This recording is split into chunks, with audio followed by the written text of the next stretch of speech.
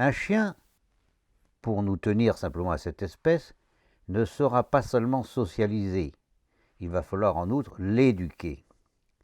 Mais là encore, pas de contresens.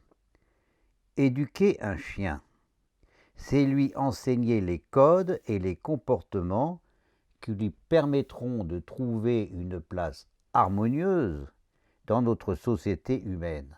Et rien de plus.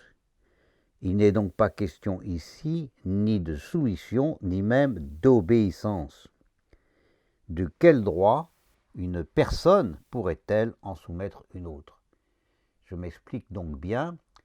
L'éducation, tant qu'elle aide l'individu à s'intégrer dans un groupe, oui. Quand elle consiste à imposer un comportement, non. Au contraire de ce que beaucoup croient, la soumission n'existe d'ailleurs pas dans la nature.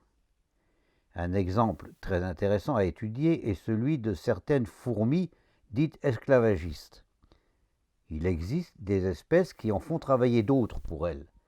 Il y a des fourmis qui sont capables de faire travailler d'autres fourmis pour elles, on appelle cela des fourmis esclavagistes. Eh bien, voyez-vous, l'esclave existe dans la nature, me direz-vous. Eh bien, pas du tout. En tout cas, pas comme nous pourrions le croire. En effet,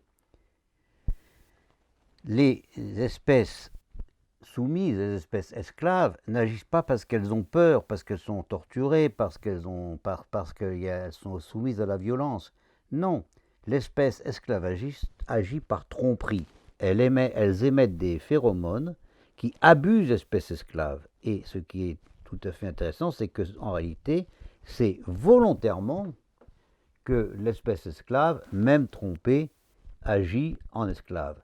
L'espèce est trompée, elle est trompée par l'esclavagiste, et elle agit volontairement en quelque sorte. De même, chez les canidés, vous le savez, la soumission n'existe pas non plus chez les canidés, nous y reviendrons, nous l'avons déjà souvent dit.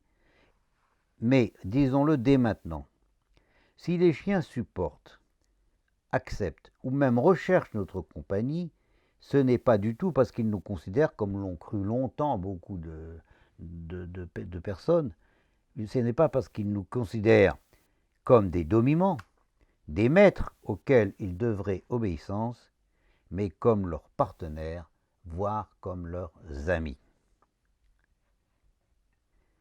Tant que vous envisagerez l'éducation dans le cadre d'une soumission, d'une contrainte et de quelque chose que vous obtenez, disons-le, soit par la violence, soit en tout cas par la domination, vous vous tromperez. Le chien n'est pas venu chez nous parce qu'il nous cherchait un dominant, il est venu parce qu'il cherchait un allié, il cherchait un partenaire. Je me répète, mais c'est tellement essentiel. Qui commande l'autre? Par exemple, vous voyez un chien qui va chercher la balle et d'un maître qui la lui a jetée. Et maintenant, je me pose une question. Qui commande l'autre? Celui qui s'épuise à jeter bêtement une balle dans le vide, ou l'autre qui la rapporte aussi vite qu'il peut pour qu'on la lui jette à nouveau?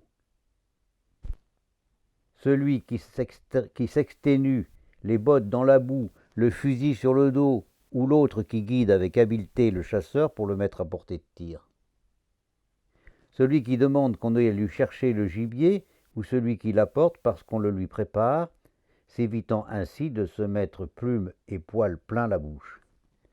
Pourquoi voulez-vous que l'un soit le maître de l'autre? C'est dans notre esprit que l'un est le maître de l'autre, mais pour le chien, peut-être qu'il considère que c'est le maître son esclave.